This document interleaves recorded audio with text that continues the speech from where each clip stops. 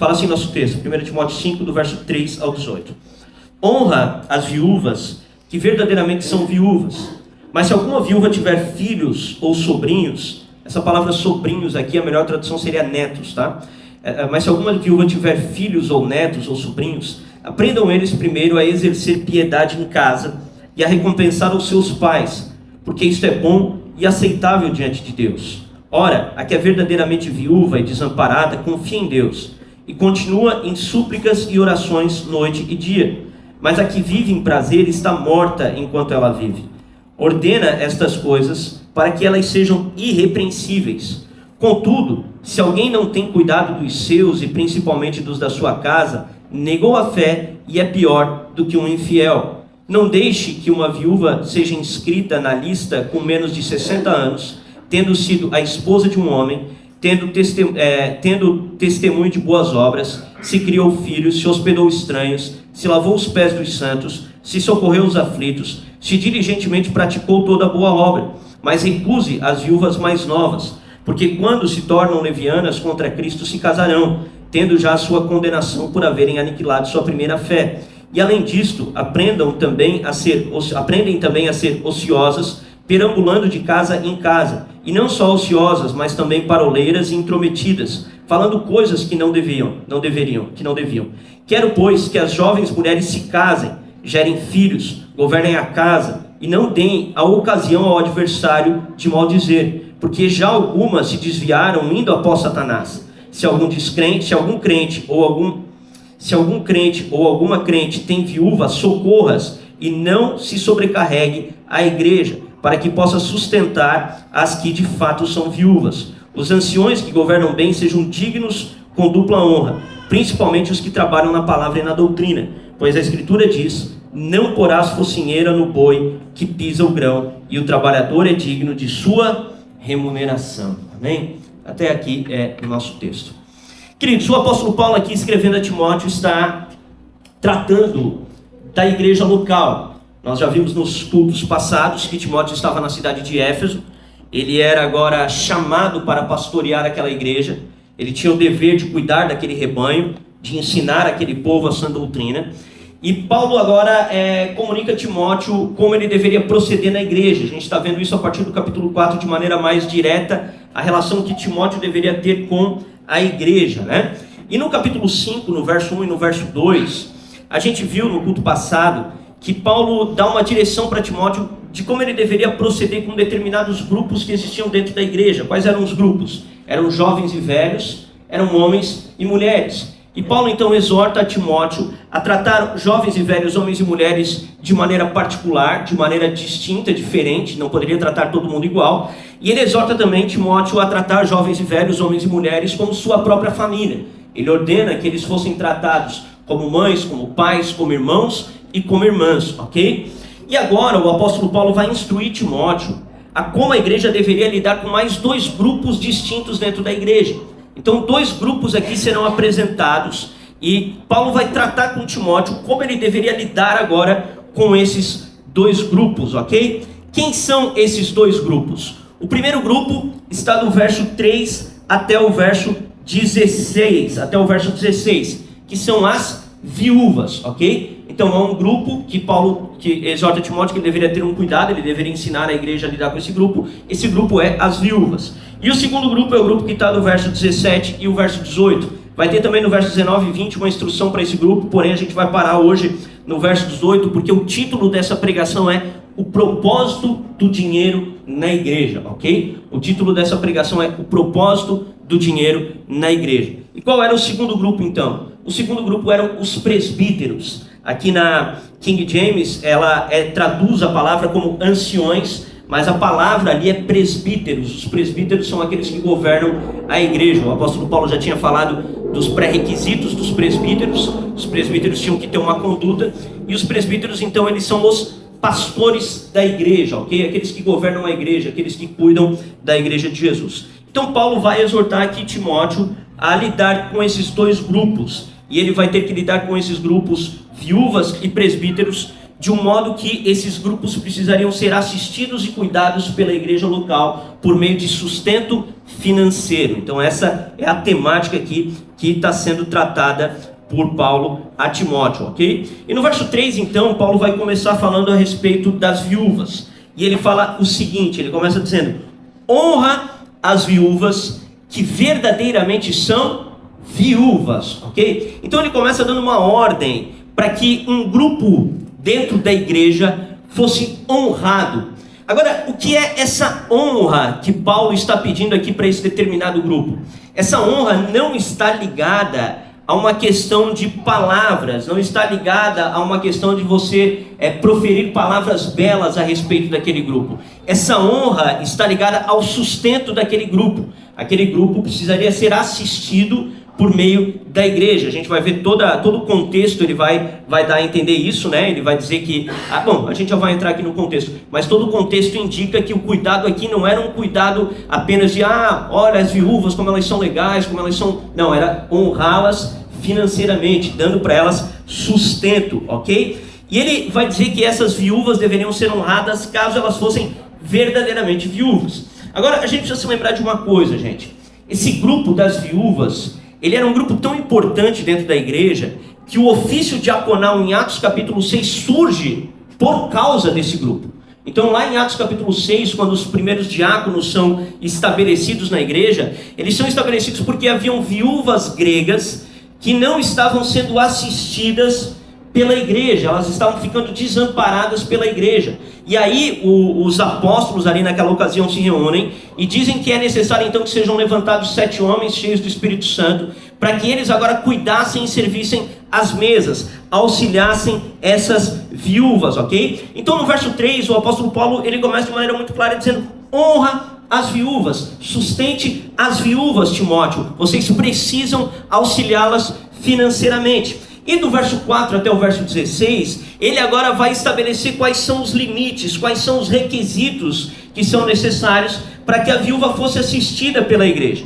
E ele vai então começar a distinguir aqui, falar sobre quem eram as verdadeiras viúvas, porque no verso 3 ele diz que teriam que ser as verdadeiras viúvas, ok? E quem são as verdadeiras viúvas para o apóstolo Paulo aqui? Olha só, verso 4 e verso 8, ele vai dizer que as viúvas que têm filhos já não se enquadram nesse lugar de verdadeiras viúvas. Vamos lá, verso 4 fala assim: mas se alguma viúva tiver filhos, ou sobrinhos, ou netos, aprendam eles primeiro a exercer a piedade em casa e a recompensar seus pais, porque isto é bom e aceitável diante de Deus. E no verso 8 ele vai enfatizar esse cuidado que a família deveria ter com a viúva.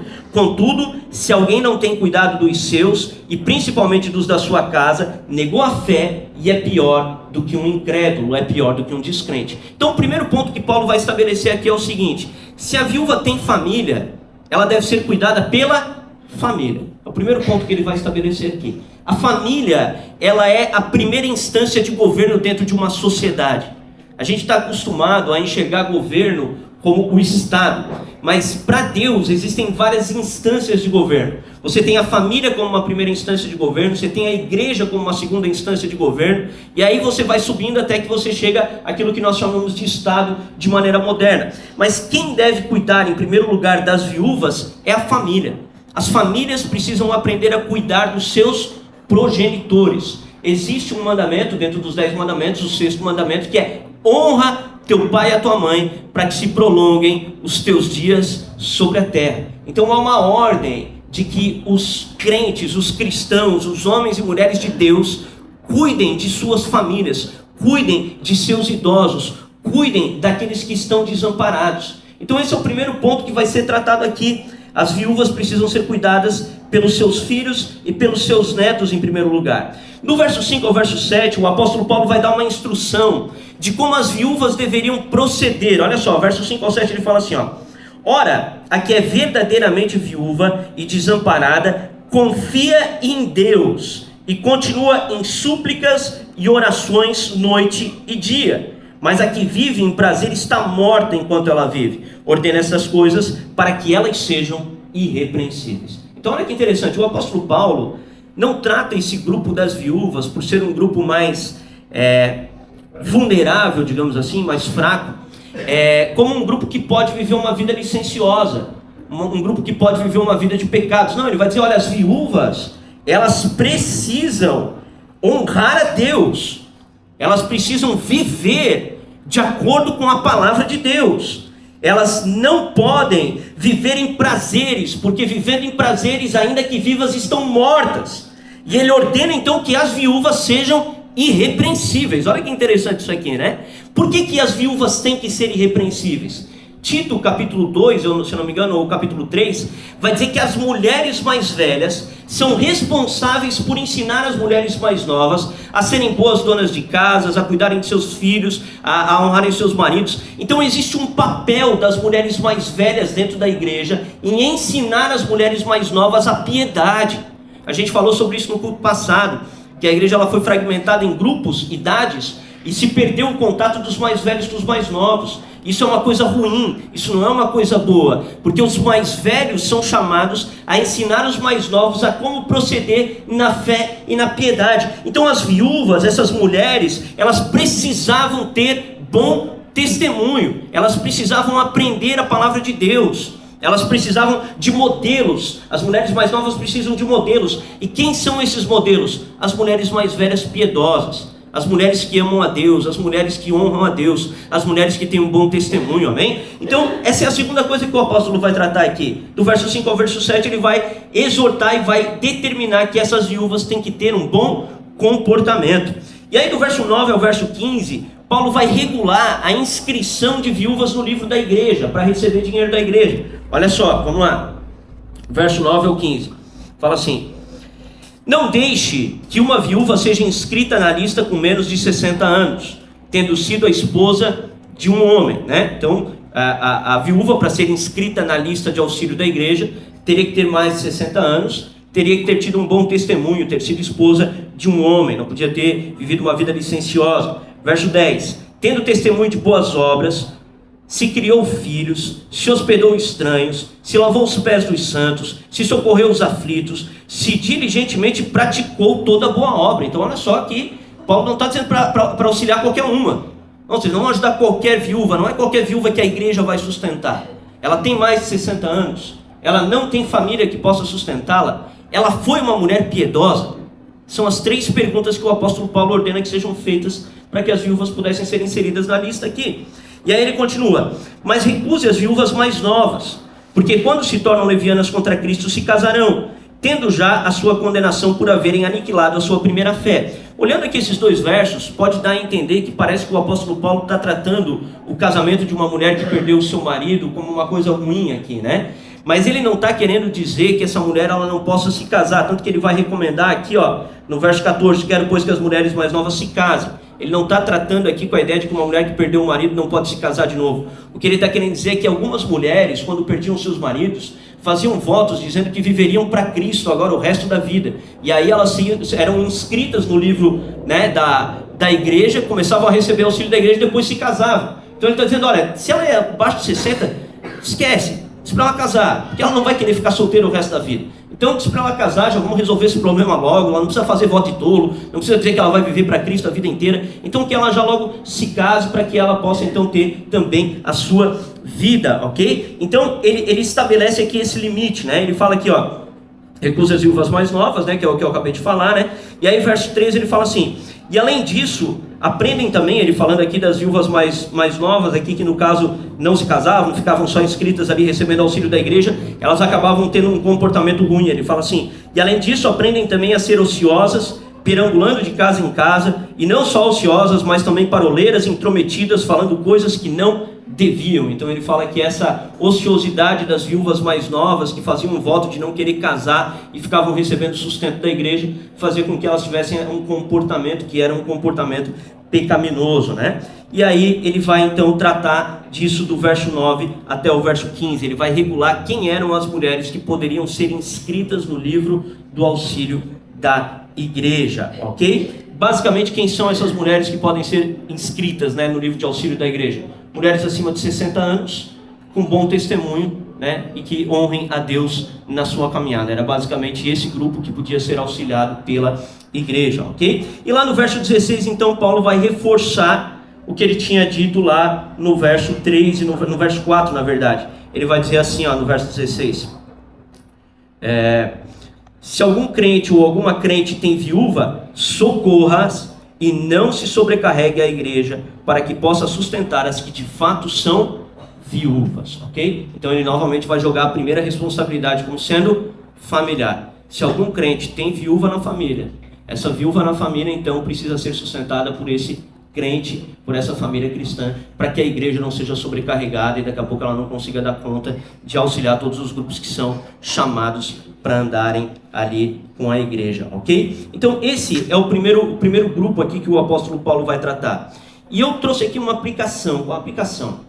Bom, o título desse sermão é o propósito do dinheiro na igreja. Por que uma igreja precisa de dinheiro, gente? Uma igreja precisa de dinheiro porque ela precisa cumprir a sua vocação. Uma igreja precisa de dinheiro para que ela possa cumprir a palavra de Deus. Uma igreja sem recursos financeiros fica fraca, não conseguindo sustentar as viúvas, as mulheres que precisam desse auxílio. Obviamente nós temos uma realidade cultural um tanto diferente daquela época, mas sempre existirão pessoas que estão desamparadas. E se essas pessoas que estão desamparadas fazem parte da igreja, a igreja tem que sustentar essas pessoas. Então, para isso, a igreja precisa de dinheiro, gente. A igreja precisa de dinheiro. Algumas pessoas tratam com a ideia de que a igreja não precisa ofertar, não precisa dizimar, não precisa fazer nada. Não, a igreja precisa de dinheiro para que ela possa cumprir a sua vocação. Sem dinheiro, uma igreja não pode cumprir a sua vocação, ok? Essa é a primeira aplicação. Segunda aplicação, gente. A responsabilidade primária dos grupos fracos é familiar, gente. A responsabilidade primária dos grupos vulneráveis e fracos é familiar. A gente precisa aprender a cuidar dos nossos idosos. A gente precisa aprender a cuidar dos nossos familiares. Porque se não fazemos isso, somos piores do que os incrédulos na Bíblia.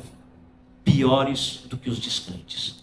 Se não cuidamos dos nossos, dos da nossa própria casa, dos da nossa própria família, nós somos piores do que os descrentes. Essa é uma segunda aplicação para nós aqui. Existe um chamado de Deus para criar famílias fortes. As famílias precisam ser fortes. É por isso que é importante famílias numerosas, como eu tenho falado, porque numa família numerosa o sustento dos mais velhos é mais tranquilo, porque é dividido o fardo entre vários filhos. Agora, num sistema onde as pessoas só têm 1, 2 filhos, começa a ficar mais pesado essa questão, né? Mas nós precisamos ter famílias fortes. Deus criou a família como a primeira instância da sociedade, gente. É a instância mais importante da sociedade. Antes de ter igreja, antes de ter Israel, antes de ter qualquer coisa, tinha uma família no Jardim do Éden. Tinha uma ordem de uma família ser construída. Havia um mandato cultural. Cresce, se multiplica, tem um filho, se une à sua esposa, forme uma família. É interessante que o apóstolo Paulo ele fala aqui no verso 14. Quero, pois, que as jovens mulheres se casem, gerem filhos, governem a casa e não deem ocasião ao adversário. Queridos, nós precisamos ensinar os nossos filhos, as nossas meninas, as nossas filhas, a formarem famílias. As mulheres hoje são treinadas para realizar tudo. Qualquer obra, elas são treinadas para realizar, a terem ótimas profissões, mas não são treinadas para serem donas de casa, não são treinadas para serem mães, não são treinadas para serem esposas. As meninas chegam na sua adolescência não sabendo ser esposa, não sabendo cuidar de uma casa, não sabendo que a principal vocação da mulher é essa. Então nós precisamos de famílias fortes, amém? Nós precisamos recuperar essa ideia de famílias fortes, porque famílias fortes conseguem auxiliar e socorrer os seus idosos. É por isso que o Salmo 127 vai dizer que bem-aventurado é o homem que enche deles a sua aljava, falando de filhos, porque dentro da perspectiva bíblica, esses filhos agora seriam a força daquela família, né? Aquela família não estaria desamparada, ela teria muitos filhos, e esses filhos dariam continuidade ao legado dos pais, e aquela família se perpetuaria, e ela então teria força para se estabelecer, amém? Então esse é o primeiro ponto, a primeira aplicação é essa, né? É que nós precisamos entender o propósito do dinheiro dentro da igreja. A igreja precisa de dinheiro para poder sustentar os seus pobres, Seus pobres, quando eu digo, vocês entenderam, né? A questão aqui de pessoas incapacitadas a trabalhar, né? E que não podem ser sustentadas, que não têm famílias para sustentá-las. Então a igreja precisa de dinheiro para essas coisas. Segunda coisa, nós precisamos aprender a recuperar o núcleo familiar, a compreender a responsabilidade primária que é a família, de cuidar dos seus idosos, de cuidar dos seus e de honrar a Deus através disso. Amém? Então esse é o primeiro grupo que é tratado aqui. Agora, há um segundo grupo que é tratado aqui, que precisa ser cuidado pela igreja também. Está do verso 17 e verso 18. Vamos lá. 1 Timóteo 5, 17 e 18. Ah, perfeito. Na tua aqui está presbíteros, na minha aqui está anciões. Vamos lá. Os presbíteros que governam bem, sejam honrados com dupla honra, principalmente os que trabalham na palavra e na doutrina. Porque diz a Escritura, não amordaçarás a boca do boi quando ele pisa o milho. E o trabalhador é digno da sua remuneração. Amém? Há um segundo grupo aqui então que Paulo manda Timóteo cuidar. É os presbíteros da igreja local. Ok? Esses presbíteros precisavam ser cuidados e assistidos financeiramente, assim como as viúvas. E o que é bem interessante aqui é que, do mesmo modo que Paulo começa o verso 3 dizendo honra as viúvas, ele começa aqui o verso 16 dizendo honra os presbíteros, né? O verso 17, honra os presbíteros. Do mesmo modo que a honra para a viúva não estava relacionada a proferir palavras belas sobre aquele grupo, mas sustentá-los financeiramente, a palavra honra aqui aos presbíteros está relacionada ao sustento financeiro dos presbíteros. Os presbíteros precisam ser auxiliados e sustentados pela igreja. Nesse caso ainda, o texto ordena uma dupla honra. Por que uma dupla honra? Porque enquanto a viúva era honrada, os presbíteros trabalhavam para receber um pagamento. Então esse salário deveria ser dobrado em relação às viúvas. Eles deveriam receber uma honra dupla. Algumas traduções colocam dobrados honorários. Alguém tem essa tradução aí? Dobrados honorários? Ninguém tem, né? Dobrados honorários. Então, dobrados honorários. Por quê? Porque como eles trabalhavam, eles precisavam agora ser sustentados. Verso 18 vai dizer isso, olha só o que ele fala no verso 18. Pois a Escritura diz, não porás focinheira no boi que pisa o grão, e o trabalhador é digno da sua remuneração. Então ele está tratando aqui, ele está pegando um texto do Antigo Testamento, uma lei levítica do Antigo Testamento, que proibia você a amordaçar a boca do boi enquanto ele debulhava, né? Você tinha que permitir que o boi comesse para que ele pudesse debulhar. Esse era o significado da lei levítica. E ele está agora aplicando essa lei levítica ao sustento dos pastores.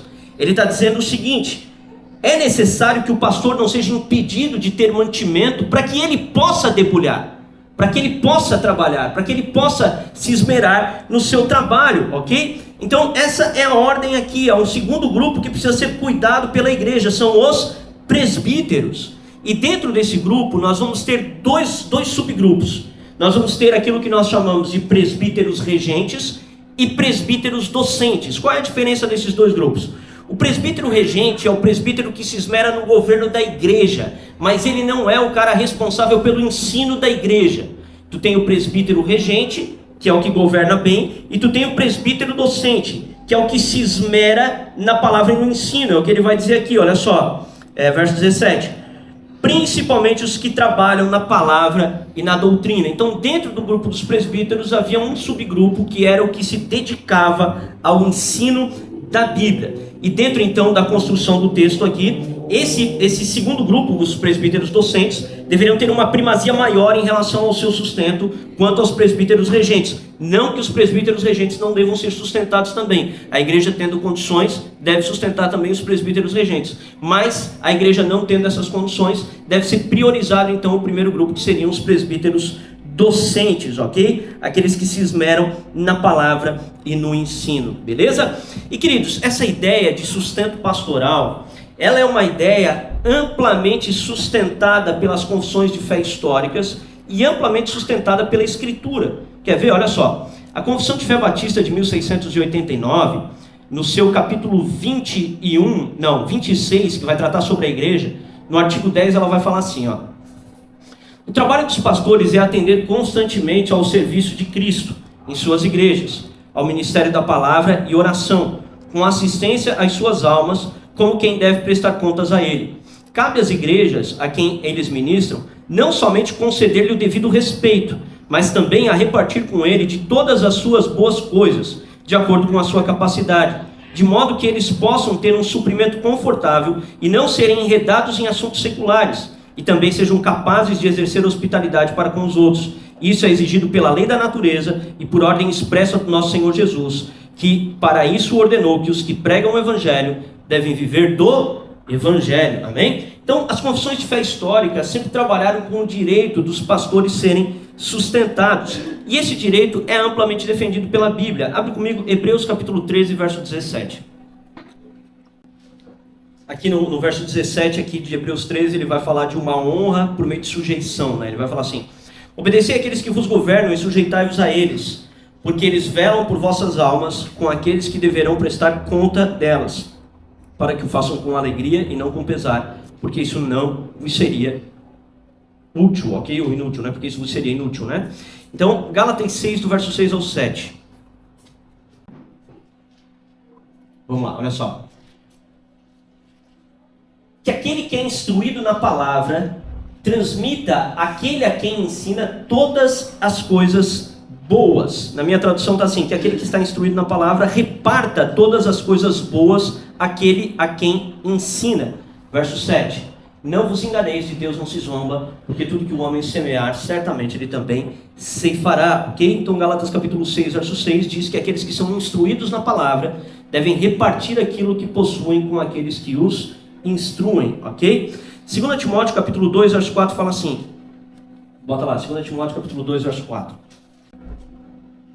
Ninguém que milita se embaraça com os negócios dessa vida, a fim de agradar aquele que o escolheu para ser soldado. Então aqui o apóstolo Paulo, né, escrevendo novamente a Timóteo, na sua segunda carta, ele está dizendo que ninguém que está numa guerra deve estar preocupado com os afazeres da vida. Ele deve ter ali uma prioridade de poder travar a batalha. Ele não deve estar preocupado com os cuidados desta vida, né? Isso envolve a questão do sustento. Em 1 Coríntios capítulo 9, do verso 6 ao 14, fala assim, ó: ou somente eu e Barnabé não temos o poder para deixar de trabalhar? Quem vai a uma guerra a qualquer momento por conta própria? Quem planta uma vinha e não come do seu fruto? Ou quem alimenta um rebanho e não se alimenta do leite do rebanho? Digo eu estas coisas segundo os homens? Ou não diz a lei também o mesmo? Porque está escrito na lei de Moisés: tu não amordaçarás a boca do boi que trilha o milho. Acaso cuida Deus dos bois? Ou é seguramente por nós que ele diz isso?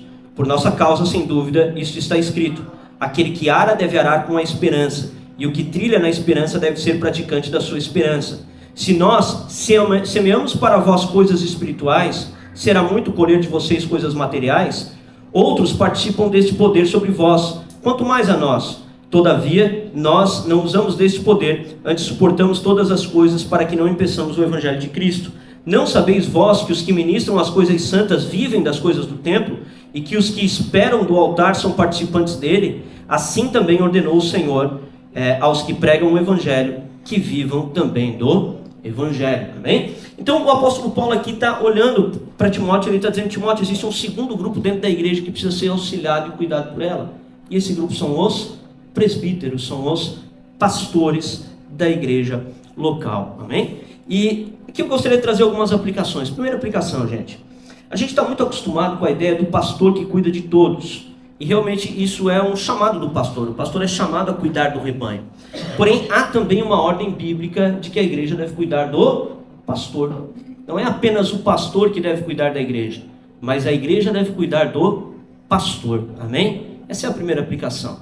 Nós precisamos abandonar essa cultura, essa ideia que existe no meio evangélico brasileiro, de que o pastor, ele é um missionário e ele então tem que viver de qualquer jeito, deixa ele largado lá porque ele tem que carregar a cruz dele, porque ele escolheu esse chamado, então ele tem que sofrer. Isso é uma mentalidade mesquinha e não bíblica. Isso não tem nada a ver com o que a Bíblia ensina. A Bíblia ensina os pastores a cuidarem da igreja e a igreja a cuidar dos pastores. Amém? Então essa é a primeira aplicação. Segunda aplicação: deve ser uma prioridade no caixa da igreja o cuidado financeiro desses dois grupos, ao detrimento de estruturas e conforto para o povo. O que acontece hoje é que muitas igrejas investem uma fortuna criando estruturas gigantescas e não investem nesses dois grupos que são chamados para serem cuidados pela igreja. Deixam esses dois grupos muitas vezes desamparados. viúvas às vezes dentro da igreja desamparadas, com a igreja às vezes com um caixa gigantesco, a igreja com uma estrutura gigantesca e essas pessoas desamparadas, e pastores muitas vezes desamparados no meio de uma igreja, com uma igreja às vezes com um caixa gigantesco e com uma estrutura gigantesca. Então deve ser prioridade dentro do caixa de uma igreja o cuidado desses dois grupos, deve ser prioridade para uma igreja, ok? Terceira aplicação aqui, gente.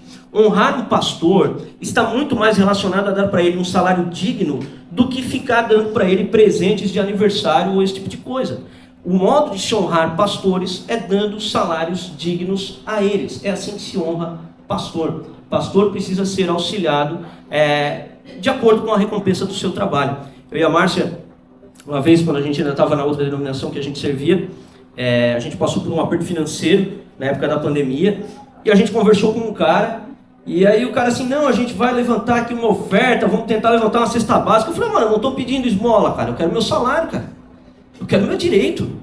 Não estou pedindo esmola, cara. Eu não sou um mendigo para pedir cesta básica, cara. Você tá doido, cara? Estou aqui trabalhando, eu quero só o que é meu, eu não quero o que esmola, entende? Então a gente tem essa mentalidade de que o pastor ele tem que estar sempre ali pedindo esmola, sempre ali dependendo dos outros, sempre ali esperando um milagre do céu, não vai cair o maná. Não, não é assim que a Bíblia ensina. A Bíblia diz que o pastor precisa ser sustentado pela igreja, ok? Então honrar o pastor está muito mais relacionado a dar um salário digno para ele do que qualquer outra coisa, amém? É isso que seria honrar um pastor. E qual é a conclusão então, gente, disso tudo que a gente está trabalhando aqui? Bom, eu tenho uma conclusão aqui, que é uma conclusão pesada, mas espero que você entenda que eu não estou inventando nada na minha cabeça, estou apenas reverberando o que a Bíblia ensina. E eu coloquei aqui o seguinte: dízimos e ofertas são importantes porque eles proporcionam o bom funcionamento da igreja, o cuidado das viúvas e das famílias pastorais. Existem pessoas que fazem parte de igrejas locais, que usam de toda a sua estrutura, se alimentam espiritualmente do que ela proporciona, mas que nunca contribuem financeiramente. Para esse tipo de gente a Bíblia tem um Provérbios 30:15a. A sanguessuga tem duas filhas dizendo, me dá e me dá. Esse tipo de gente a Bíblia tem um provérbio. Provérbios capítulo 30, verso 15. A sanguessuga tem duas filhas sempre dizendo, me dá e me dá. Se você é membro de uma igreja local, você tem responsabilidades com essa igreja local. Você não pode usufruir de tudo que uma igreja local proporciona para você e para sua família, sem querer auxiliar e contribuir a essa igreja local. Isso é pecado contra Deus, isso é pecado contra a igreja, isso é pecado contra o povo de Deus. Isso é pecar contra o Senhor. Amém? Então você não pode participar de uma igreja sem que você realmente seja um membro ativo dessa igreja. Ok? Então que nós possamos ter noção de que existe um propósito pelo qual Deus estabeleceu que dízimos e ofertas deveriam ser dados na igreja. Esse propósito é para suprir as necessidades físicas das pessoas. E aqui eu gostaria de abrir um parênteses.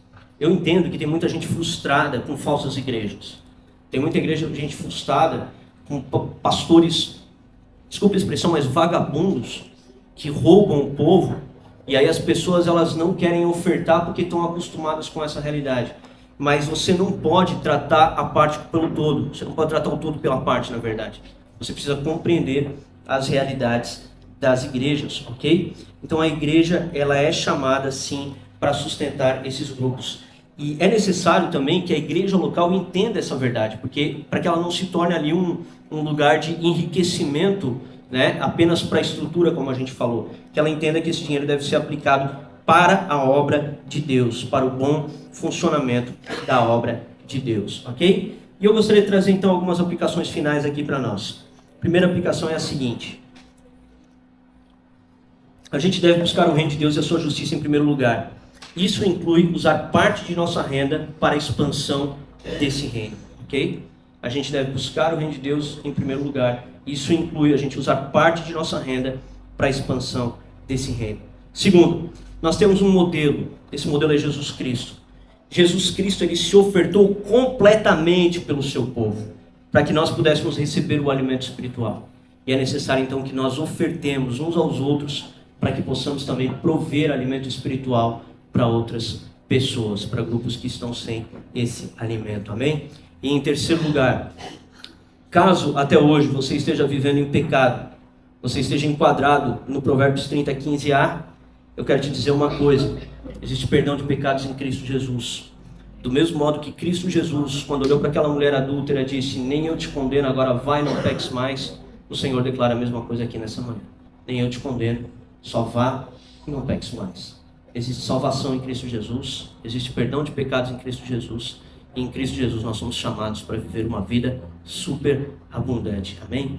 Que possamos confiar em Cristo Jesus, para a glória do seu nome. Amém, gente? Glória a Deus. Gostaria de convidá-los a se colocar de pé.